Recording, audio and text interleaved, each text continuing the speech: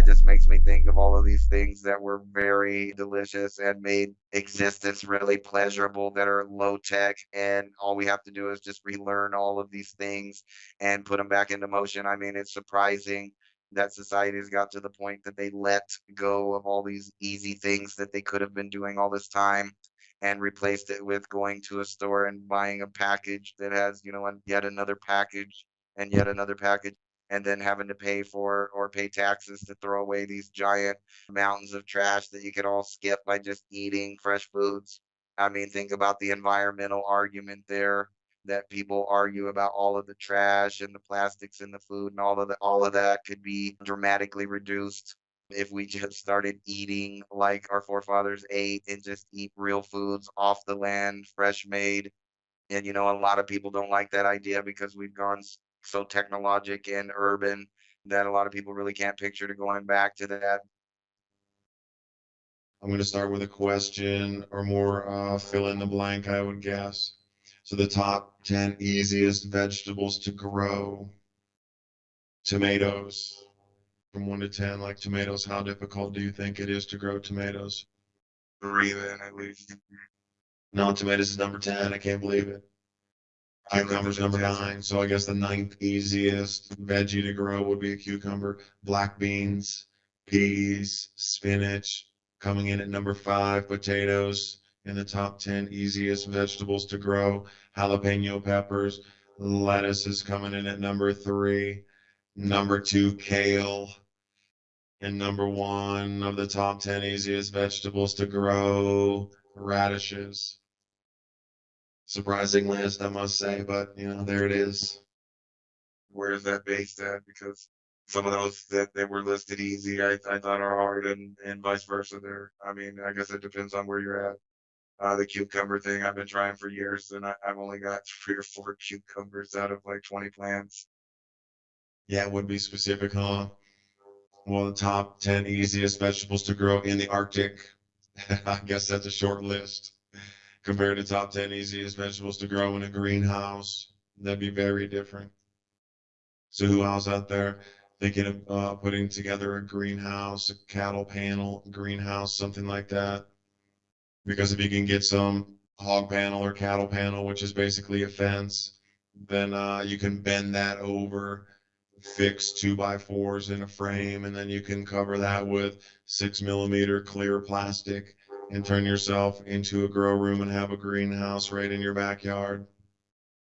That sounds awesome. I'm actually planning on doing that, similar to that, but I'm using landscape timbers for a frame, and then we're gonna try to put clear plastic paneling that you usually use for greenhouses and just kind of wrap it around the whole thing.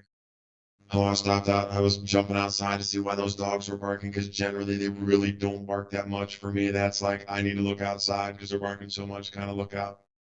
Unbeknownst Right. to me, when I was out there, I'm hearing all these other dogs completely going ape all the way down the whole valley, and then all of a sudden, I could hear the coyotes. So that's the reason the dogs are barking. There's coyotes out there right now. So, welcome to Thursday evening in East Tennessee. 10 easiest plants to grow in a pack of coyotes up in the hillside behind our house here, and the dogs are barking at them. Like, okay, what's the next thought, Ransom?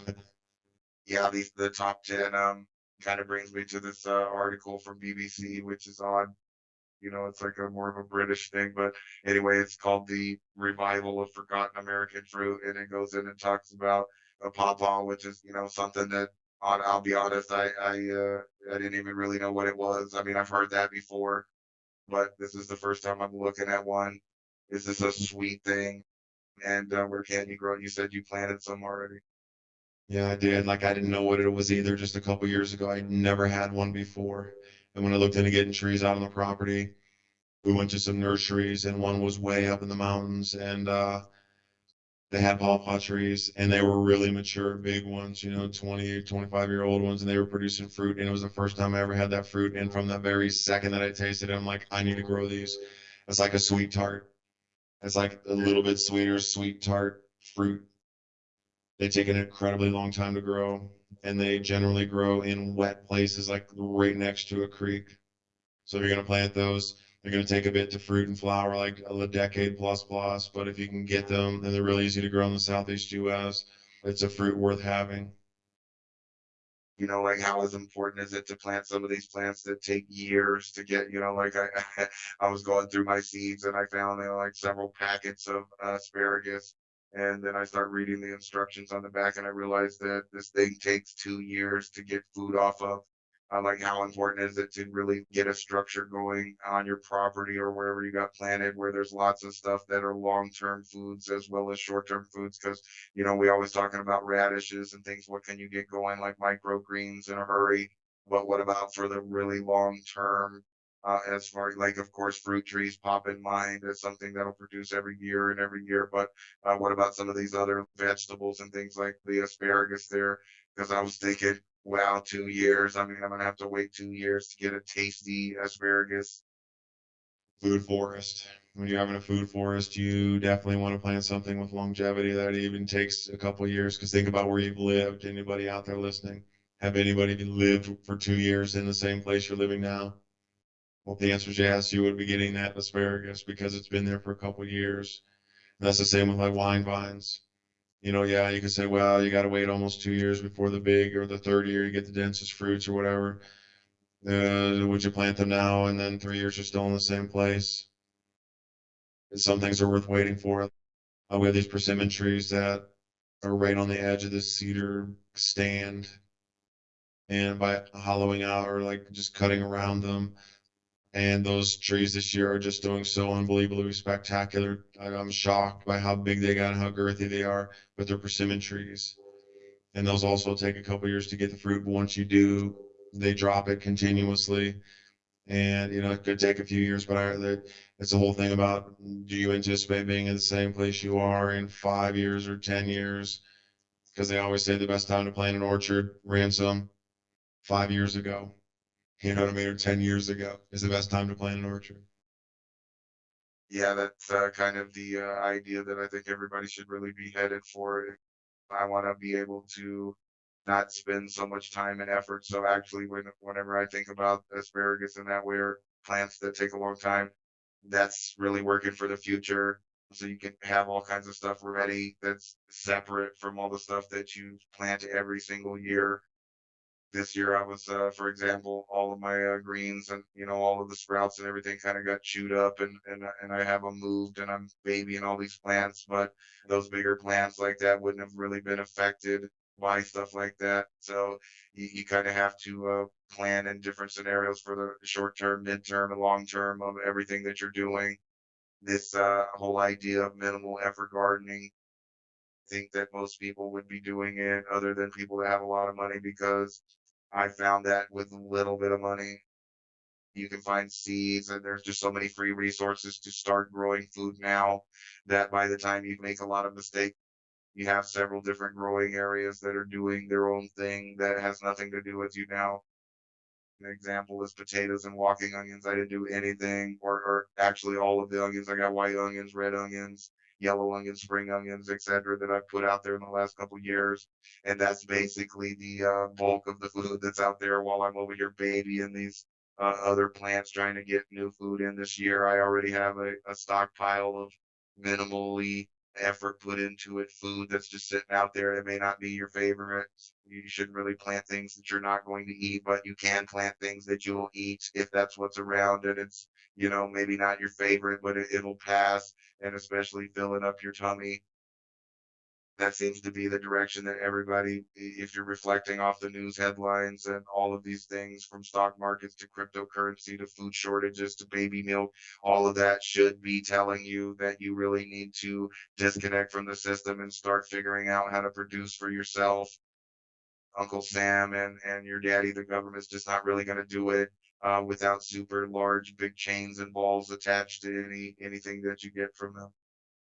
Yeah, you made a comment about the veggies food. It's been around with us for eons. We all know what it is, but now can you prepare it, grow it, and be able to forage for it and have a system to be able to cook it? We got to get off these centralized systems. That's the only thing I can say is, well, what's ever occurring right now.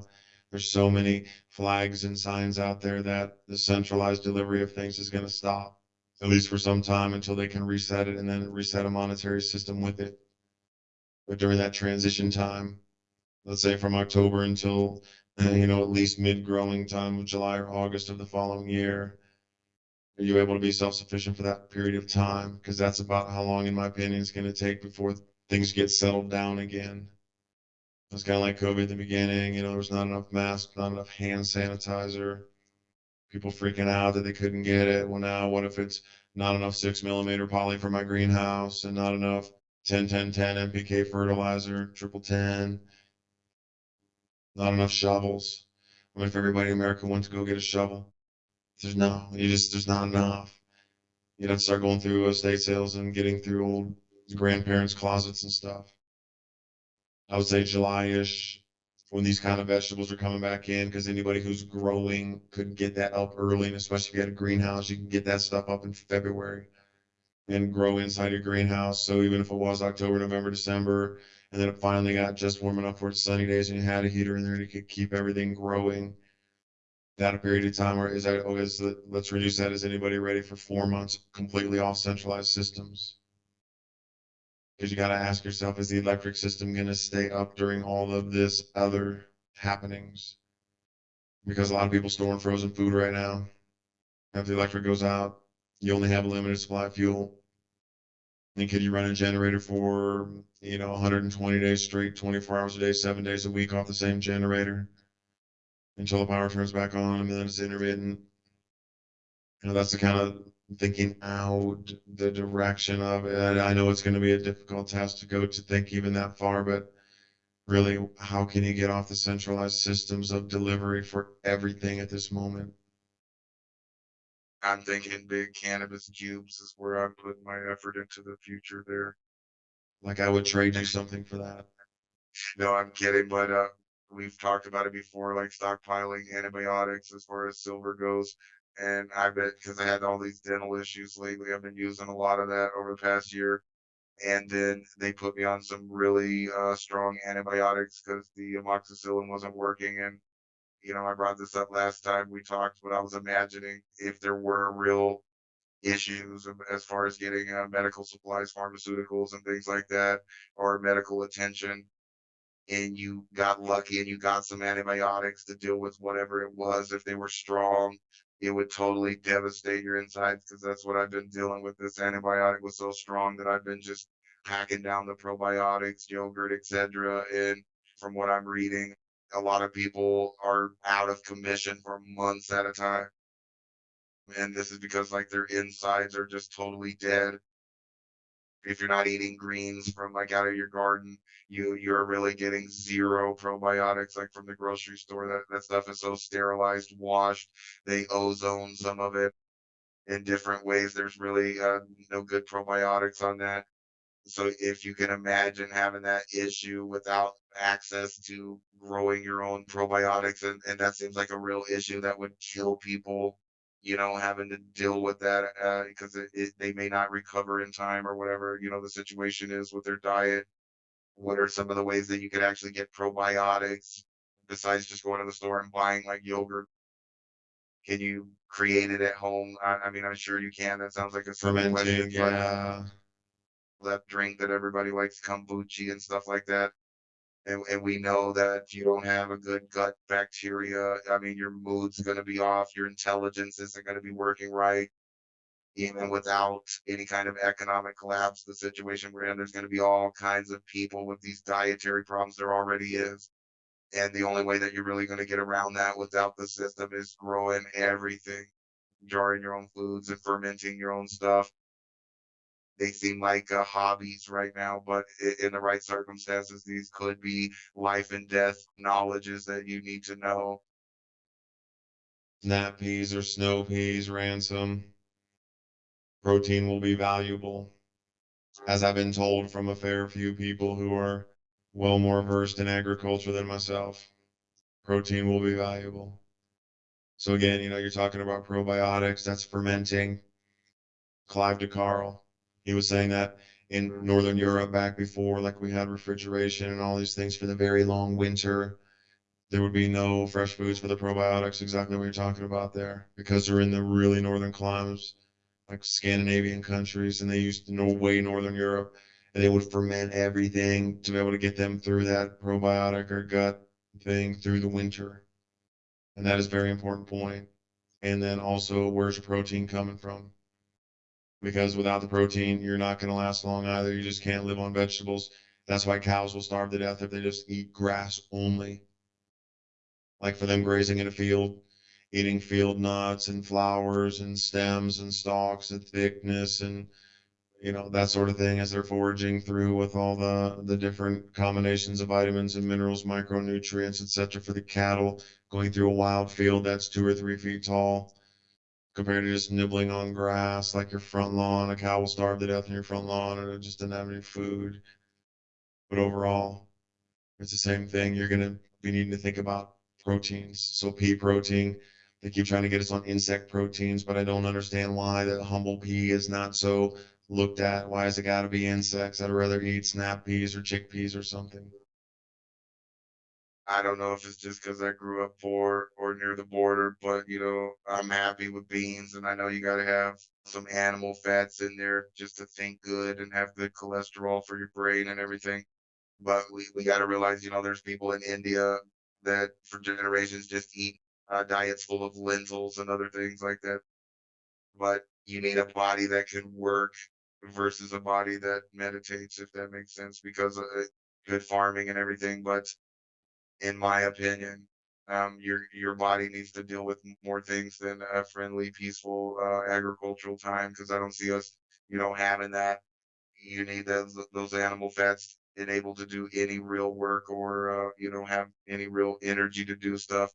But I guess, you can sit there for years and just eat lentils. I mean, if it's about survival, beans, lentils, there's even protein in broccoli. That just seems like a very hard existence to me without at least some basic animal fats in your diet. Even besides the protein, just the animal fats themselves. If you've ever eaten like any kind of soup or anything, if there's no something in there that's some kind of animal fat, your brain just doesn't key off as it being a delicious food so much as just plain veg diet. And I know there's a lot of vegans and stuff out there that'll argue with me over this, but it seems to be that we evolved as an omnivore and that there's a special need for meats and animal fats in our diet for us to run properly as a human being. But remember, I'm not a biologist. Are you qualified to identify a green cabbage, a Napa cabbage, or a red cabbage? That's the question. Now you could exist on cabbage. How tasty would that be? You're right, you need the animal fats and you need the fat for your brain.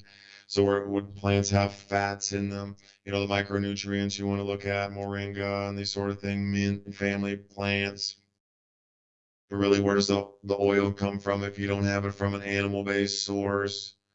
I mean, that would even come down to the basics of trying to get butter made out of milk.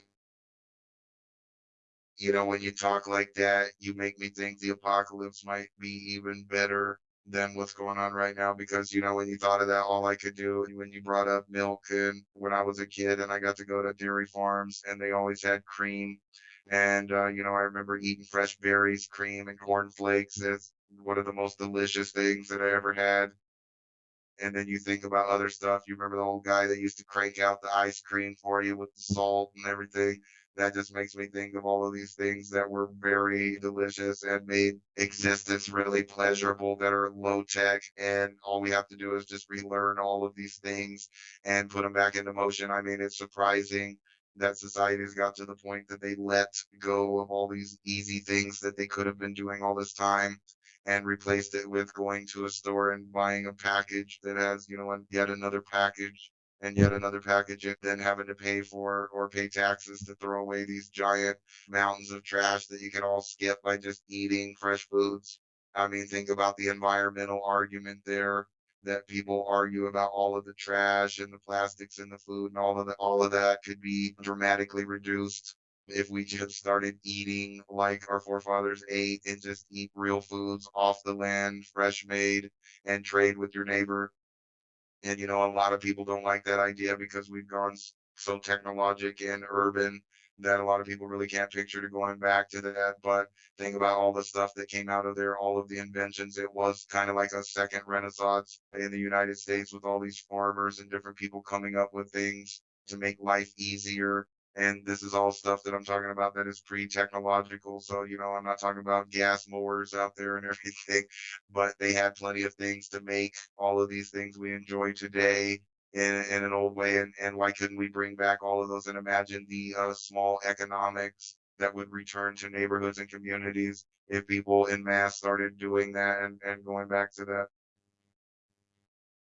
Too many people are going to get off the system. And see, this is exactly the opposite of what's happening now. It's about getting you on the system as much as they can. So when these basic services of centralized delivery disappear, you will only have the option of government to take care of you.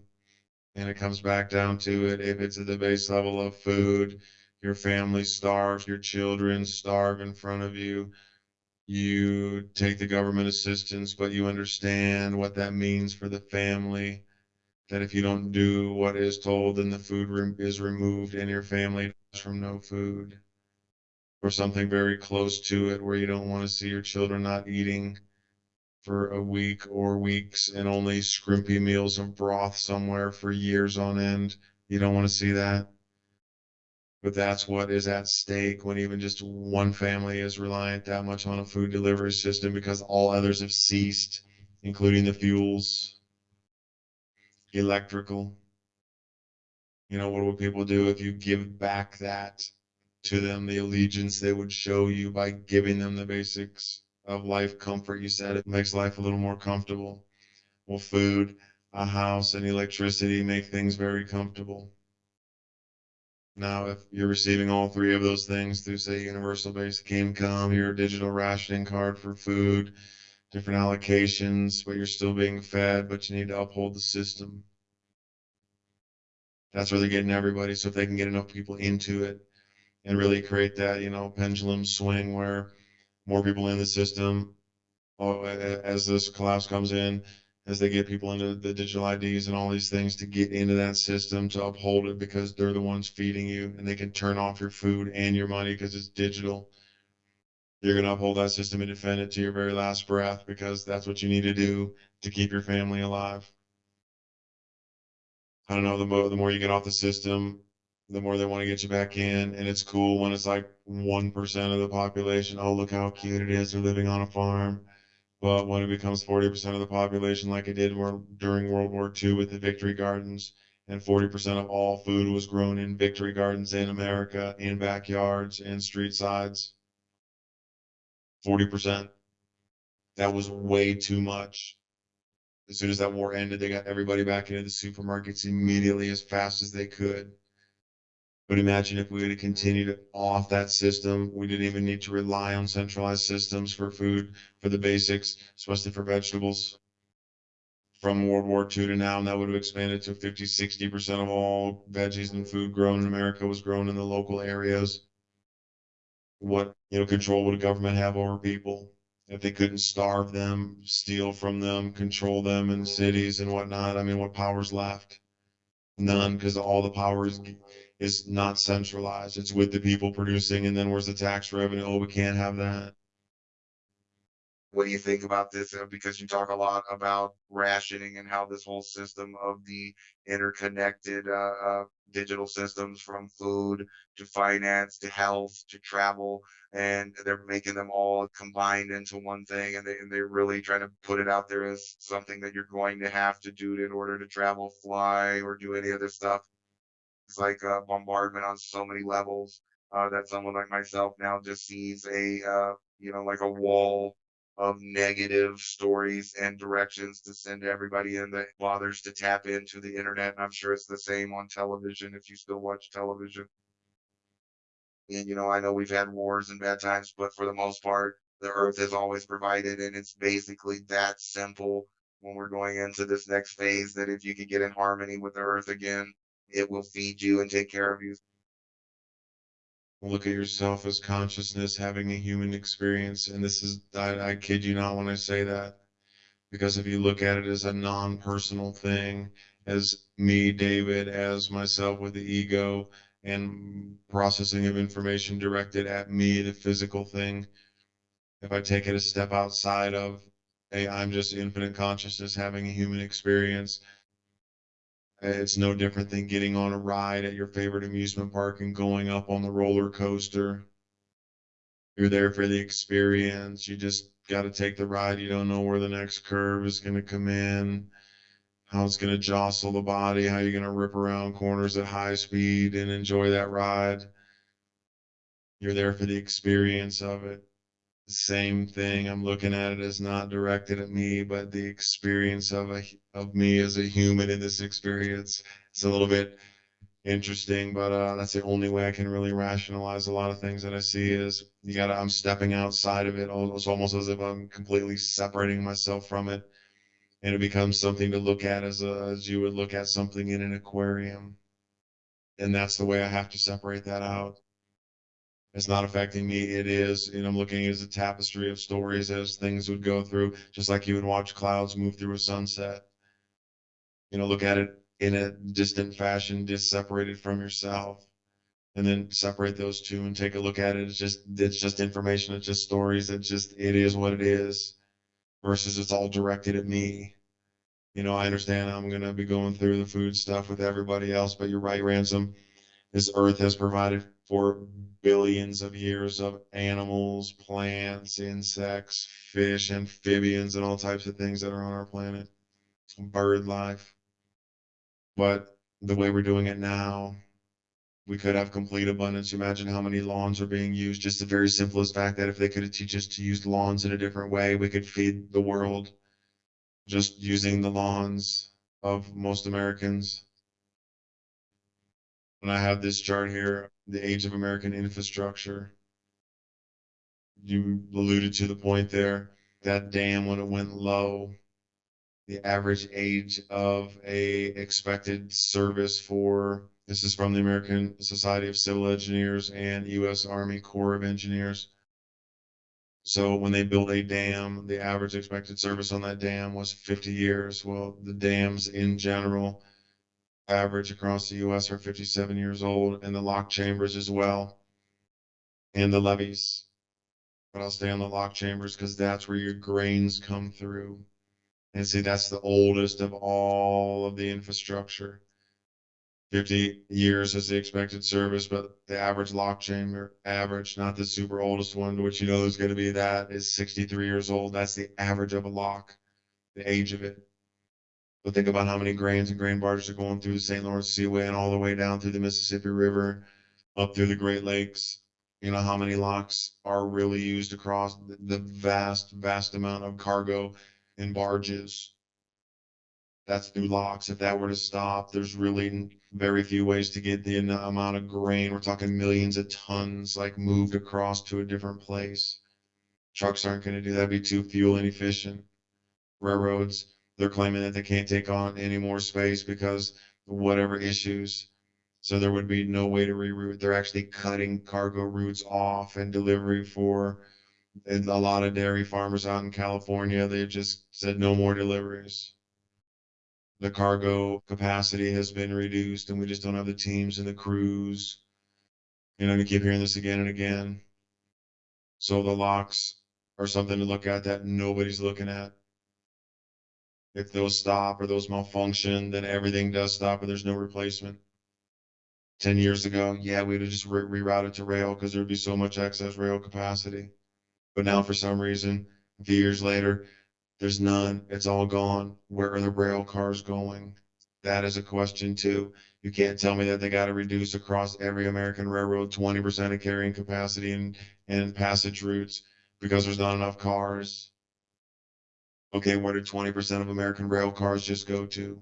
Is the question.